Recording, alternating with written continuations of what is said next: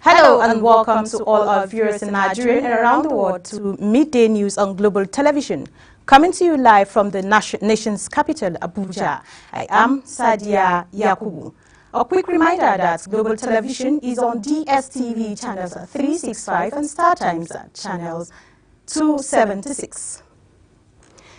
The Zamfara State chapter of the All Progressives Congress has commended President Bola Ahmed Tinubu over the recent appointment of one of its indigene, who was a former Speaker of the State House of Assembly, Sanusi Rikiji, as the Director General of the National Office for Trade Negotiation.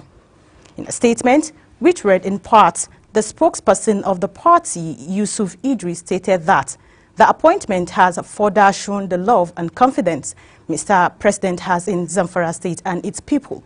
He said, the APC under the focused leadership of Tukur Umar Damfulani will continue to be loyal to President Bola Ahmed Tinubu.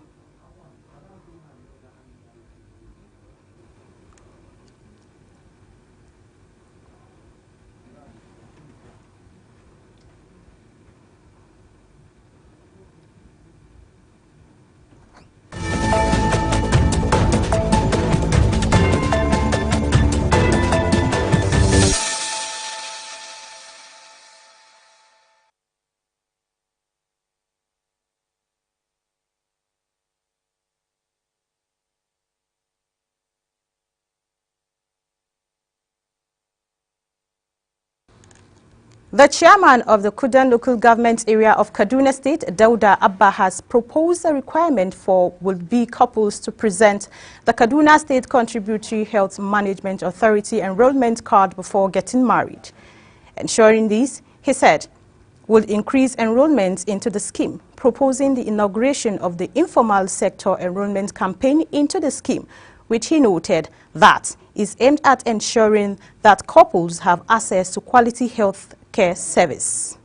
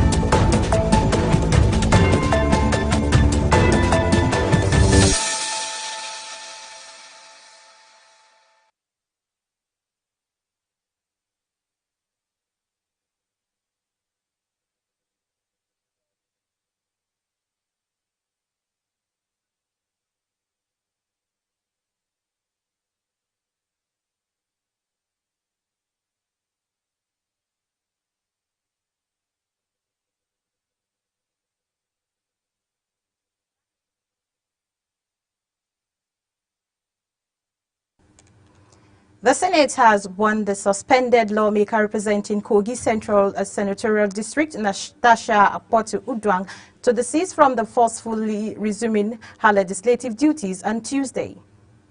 The chairman of the Senate Committee on Media and Public Affairs, Yemi Adaramadu, gave the warning in a statement issued while insisting that no valid court order mandated her immediate recall, stating that the Senate reminded the committee to due process and the rule of law. Bayelsa State has called for the creation of 25 additional local government areas to increase the number of councils in the state from 8 to 33. The request was made by the State Attorney General and Commissioner for Justice, Biriai Dambo, at a public hearing at the House of Representatives Committee on Review of the 1999 Constitution held at the DSP Alamie Siga Banquet Hall, Yenegua, the state capital. Dambo hinged Bayelsa's demand on the fact that the current 8 local government areas are overstretched, with some hosting over 150 communities. The 5-man disciplinary committee constituted by the Social Democratic Party National Working Committee to investigate the suspended chairman of the party, Shehu Musa Gabang, on the alleged misappropriation of its party's fund has submitted its report. The committee is headed by retired Vice Marshal Sadiq Abubakar Lima. Topsy Gimba has more story. The chairman of the committee, Air Vice Marshal Sadiq Abubakar Liman, retired, said in line with the tax and terms of reference, the committee commenced sitting immediately to meet up with the 14 days deadline. The retired Air Vice Marshal officer told the members of the National Working Committee of the party that external auditors were also invited in the interest of natural justice and fair hearing. He revealed that only suspended national auditor honored the invitation amongst the 3 allegedly accused persons. It is noteworthy that it is only suspended national auditor that honored the invitation amongst the 3 allegedly accused persons. While among the National Audit Committee members, only the National Organizing Secretary vehemently refused to honor the committee's invitation. The chairman says, in spite of some of them refusing to honor the committee's invitation, he went ahead to suggest far-reaching decisions to reposition the party. It is safe to state that the committee obtained sufficient evidence from the statements of all those that appeared before it. With the report of the investigation now submitted, party supporters are anxious waiting to see the next action to be taken against the embattled chairman Shehu Musa Gabam and the 2 others. Topsy Gimba, reporting for Global Television News. The Nigerian Meteorological Agency, NIMNET, has alerted Nigerians to expect widespread thunderstorms and rainfall across the country between Monday, 21st July and Wednesday, 23rd, 2025. The weather outlook released in Abuja projects a mix of cloudy skies, thunderstorms, and moderate to heavy rainfall throughout the forecast period. The 3-day forecast that covers weather conditions expected across north central and southern region with varying intensities of rain and thunderstorms. You're watching a live broadcast of Midday News. When Midday News returns, Ikorodu City Captain Ojetoye set for Israel. Details are coming shortly, plus business and foreign stories on the other side of this break.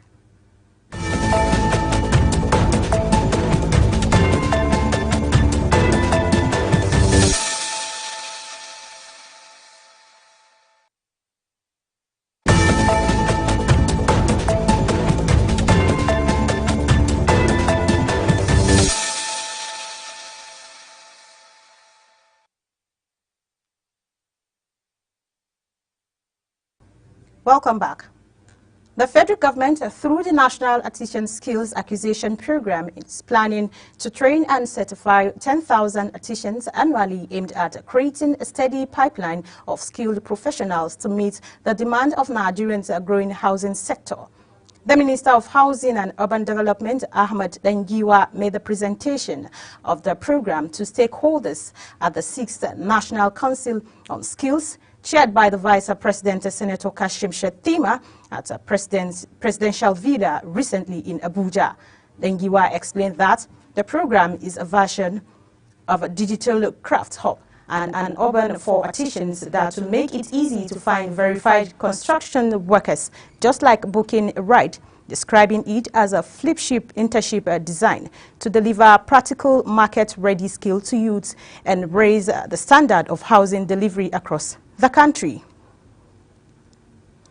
Enugu State Electricity Regulatory Commission has issued a new tariff order to Main Power Electricity Distribution Limited, reviewing electricity costs for Band A customers from 209 per kilowatt hour to 260 per kilowatt hour, effective August 1st, 2025.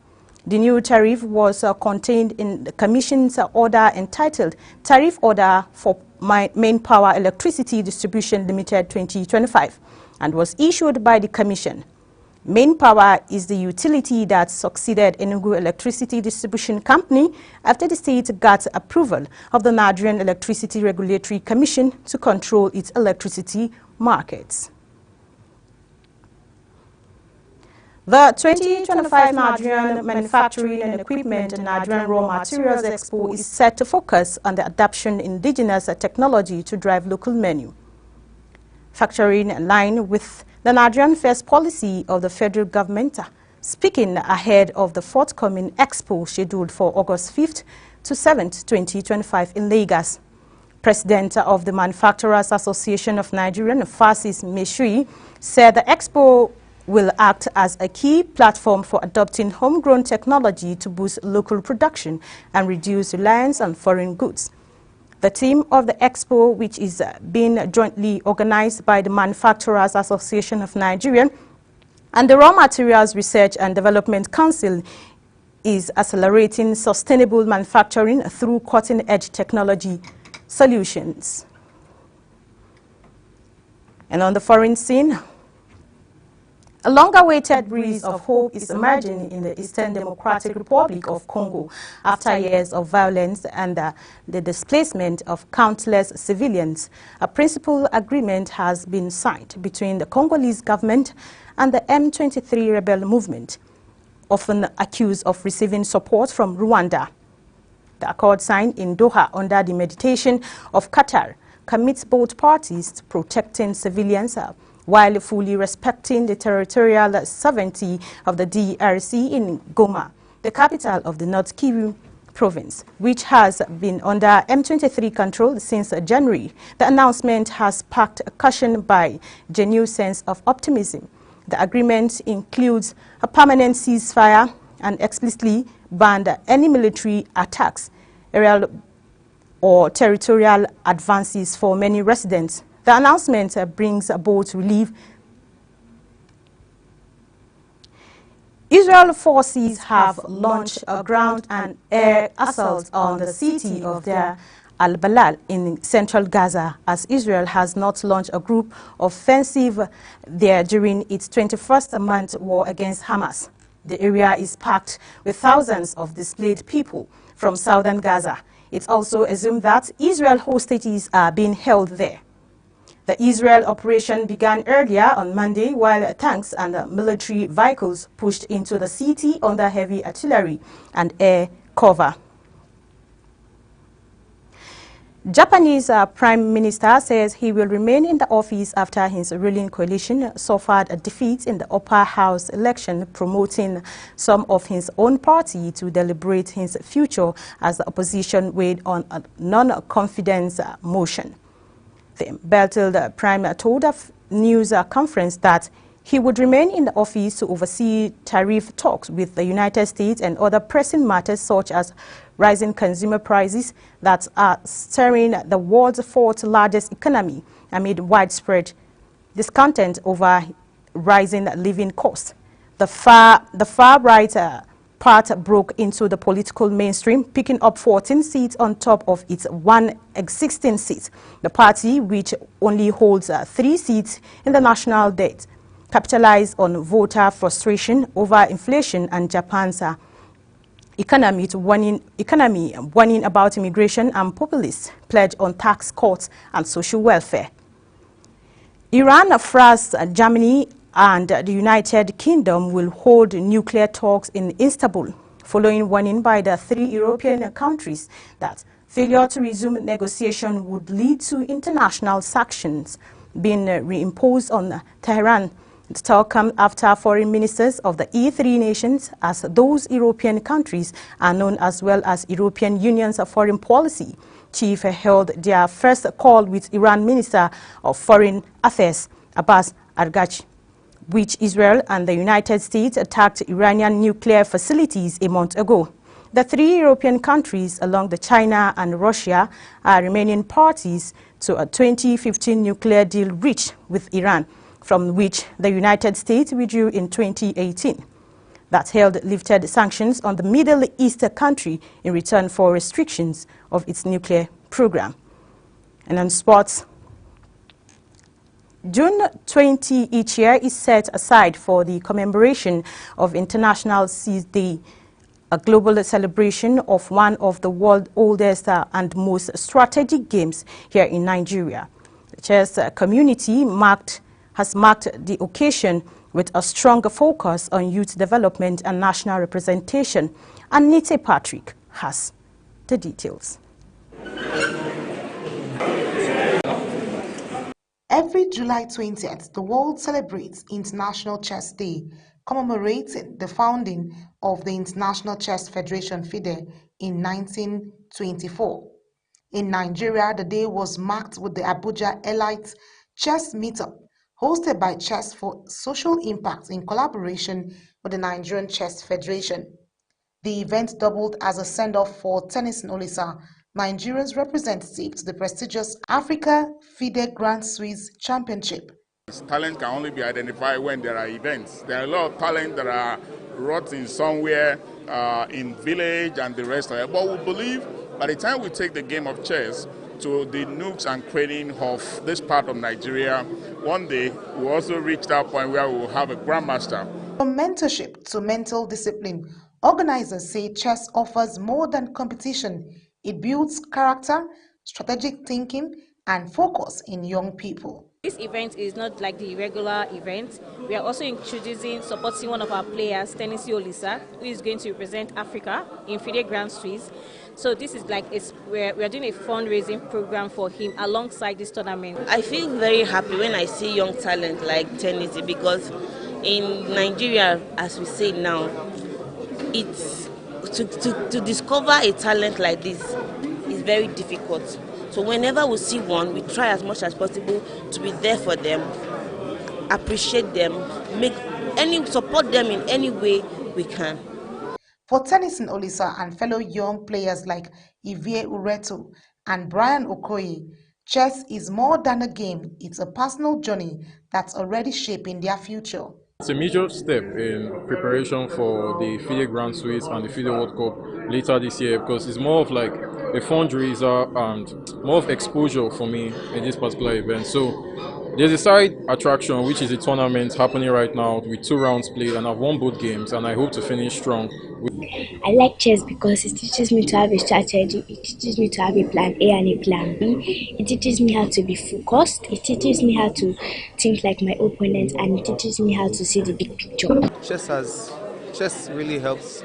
I think chess helps me when it comes to critical thinking, and it helps me not to make like hasty decisions, because it helps me think. It helps me think before making decisions, not just making decisions hastily.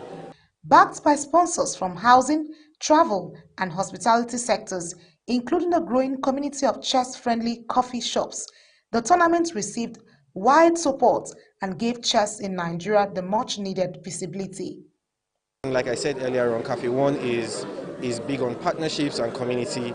We want to ensure that more than just providing premium coffee to our customers, we are also trying to make sure that Nigeria is a better place for everyone. As part of our support in order to promote chess worldwide, from Northern Travels we are offering a free visa to Egypt to the winner of this event as our support, because we are looking for a place where in the future we have chess players making name for Nigeria in the world. We at Progloid Realtors Limited, we've chosen to be a sponsor of this competition because of the love we have for the game. We see chess as a game that improves the brain, it boosts the brain, and it's a good thing when you see young people start playing it at their tender age. As Nigeria marks International Chess Day, the message is clear. With the right support, young minds can rise to global greatness, one move at a time. Annie Tie, Patrick, Global Television News. Nigerians under 20 boys and Flying Eagles have qualified for the final of the ongoing West Africa Football Union B under 20 tournament in Ghana after a tense encounter against their Niger Republic counterparts in a penalty shoot that ended 4-3 following a scoreless 90 minutes throughout the match. The Flying Eagles exhibited determination but faced challenges in converting several scoring opportunities. On the other hand, the Nigerians adopted a strong defensive stance. The first half saw the Flying Eagles record 3 shots off target, while the opponent did not have any sight of the Nigerian goal. Ikorodu City captain Waliu Ojetoye is reported to have agreed to move away from the club. Report says Ojetoye has agreed a 1-year loan deal with an option to buy with Israel club Hapoel Jerusalem. Ojetoye hit the headlines with his impressive performances for Ikorodu City last season. That's it on Global TV Midday News. A quick reminder that Global Television is on DSTV channels 365 and StarTimes channel 276. Kindly follow us across all our social media platforms now showing on your screen using Global Television NG. I am Sadia Yakubu. Thank you for watching.